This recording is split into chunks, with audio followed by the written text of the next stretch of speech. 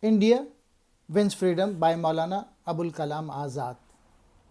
In the first elections held after the introduction of provincial autonomy, the Congress won an overwhelming victory. It secured about majority in 5 of the major provinces and was the single largest party in 4.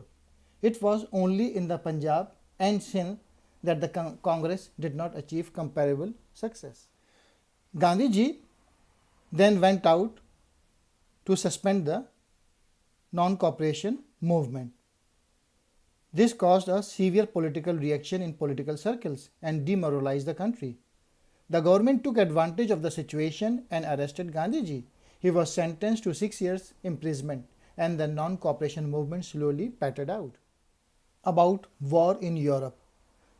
Gandhiji thought deeply over the question and ultimately suggested to Congress Working Committee that India must declare its stance in this international crisis. His view was that India must not participate in the war in any circumstances. Maulana Azad praised Gandhiji. It was a striking testimony to Gandhiji's wonderful capacity of finding solution to the most difficult of problems, that even in this impasse he had a formula which could meet the two opposite points of view. He had also a wonderful capacity of understanding and representing fairly a contrary point of view. The failure of the Cripps mission led to widespread disappointment and anger in the country. Many Indians felt that the Churchill cabinet had sent Sir Stafford only because of American and Chinese pressure, but in fact Mr. Churchill had no intention of recognizing Indian freedom. I may mention here that it was Gandhiji who first gave currency to the title Qaid-e-Azam or Great Leader as applied to Mr. Jinnah.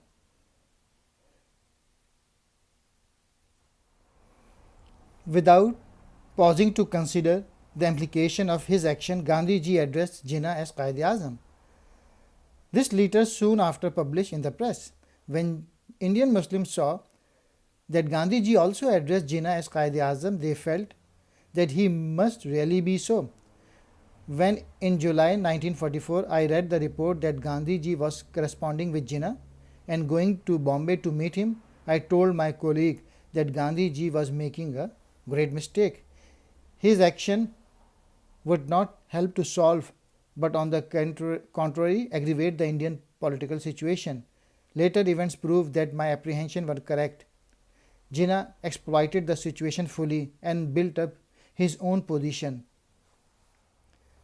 The Muslim League had gone so far in its demand for a separate independent state that it was difficult for it to retrace its steps.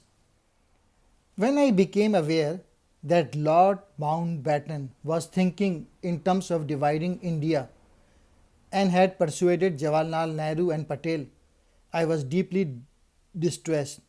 I realized that the country was moving towards a great danger. Partition of India would be harmful not only to Muslims but to the whole country. The differences related to the classes, not to groups. Once the country became free, Hindus, Muslims and Sikhs would all realize the real nature of the problem that faced them, and all communal differences would be resolved. I found that Patel was so much in favor of partition that he had hardly prepared even to listen to any other point of view. For 2 hours I argued with him. I pointed out that if we accepted partition, we could create a permanent problem for India. Partition would not solve the communal problem, but would make it a permanent feature of the country.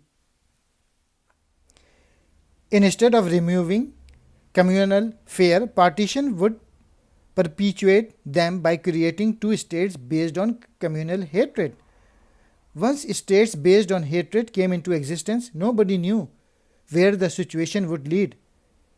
I was surprised when Patel in reply said that whether he liked it or not, there were 2 nations in India. He was now convinced that Muslims and Hindus could not be united into one nation. There was no alternative except to recognize this fact.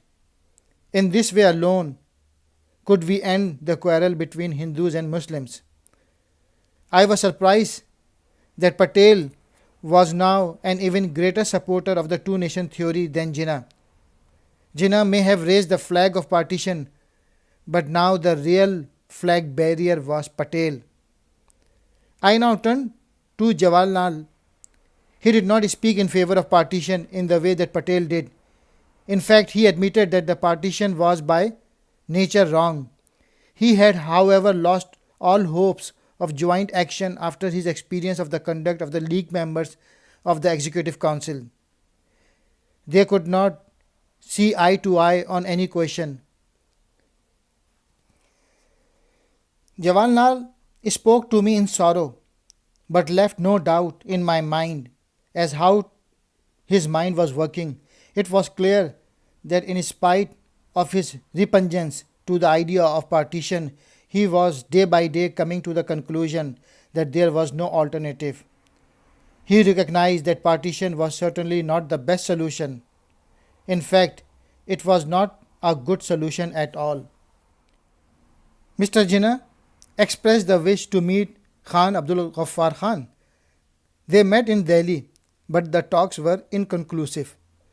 This was not surprising. Once Congress had accepted partition, what future could there be for Khan Abdul Ghaffar Khan and his party? The Mountbatten Plan was based on the principle that the Muslim majority provinces should be separated and formed into a separate state. Muslims were in overwhelming majority in the frontier. As such, it was bound to be included in Pakistan. Geographically also, the frontier was within the proposed territories of Pakistan. In fact, it would have no point of contact with India. Many Pathans would prefer a small state of their own as they feared the domination of the Punjab. Lord Mountbatten was not, however, prepared to listen to any new demand. He wanted to push through his scheme as fast as possible, and the question of a free Pakhtunistan was not even discussed in detail. There were elements of comedy even in the midst of this great tragedy. There has been in Congress a group who have proposed as nationalists but are in fact utterly communal in their outlook. They have always argued that India has no unified culture and held that whatever Congress may say, the social life of Hindus and Muslims is entirely different. We accordingly announced that Lord Mountbatten was our choice for the Governor General. We expected the League to select him, but at the last moment, the League caused a surprise by proposing that Mr. Jinnah should be appointed the first General of Pakistan. I realized that these men had formed a picture of partition which had no relevance to the real situation. They had failed to realize the real implication of Pakistan. If the Muslim majority provinces formed a separate state, it was clear that the provinces in which the Muslims were in a minority would form part of India. Muslims of the UP and Bihar were a minority and would remain so even after a partition. Pakistan was formed. Muslims, whether they came from a majority or a minority province, would be regarded as a separate nation and would enjoy the right of determining their own future. Now, when the Muslim majority provinces went out of India, and even Bengal and Punjab were divided and Mr. Jinnah left to Karachi, these fools realized that they had gained nothing, but in fact lost everything by the partition of India. It was now clear to them that the only result of partition was that their position as a minority was much weaker than before. In addition, they had, through their foolish action, created anger and resentment in the mind of the Hindus. The joy was almost delirious, but lasted hardly 48 hours. The very next day, news of communal troubles began to cast deep gloom in the capital. It was the news of murder, death, and cruelty. It was learned that in the East Punjab, Hindu and Sikh mobs had attacked Muslim villages. They were burning houses and killing innocent men, women, and children. Exactly the same reports came from the West Punjab.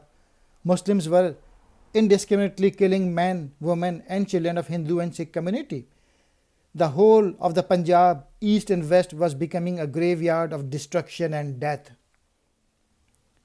I have blamed Lord Mountbatten for the way in which he helped to bring about partition.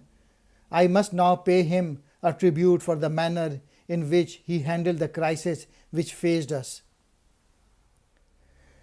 I remember distinctly one occasion when the three of us were sitting with Gandhi ji.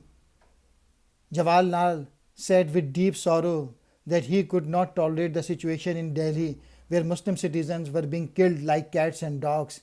He felt humiliated that he was helpless and could not save them. His conscience would not let him rest, for what answer could he give when people complained about this terrible happening? Jawaharlal repeated several times that he found the situation intolerable and his conscience would not let him rest. Mr. Jinnah and his followers did not seem to realize that the geography was against them. Indian Muslims were distributed in a way which made it impossible to form a separate state in a considerable area. The Muslim majority areas were in northwest and northeast. These two regions have no point of physical contact. People in these two areas are completely different from one another in every respect except religion. It is one of the greatest frauds on the people to suggest that religious affinity can unite areas which are geographically, economically, linguistically, and culturally different. It is true that Islam sought to establish society which transcends racial, linguistic, economic, and political frontiers.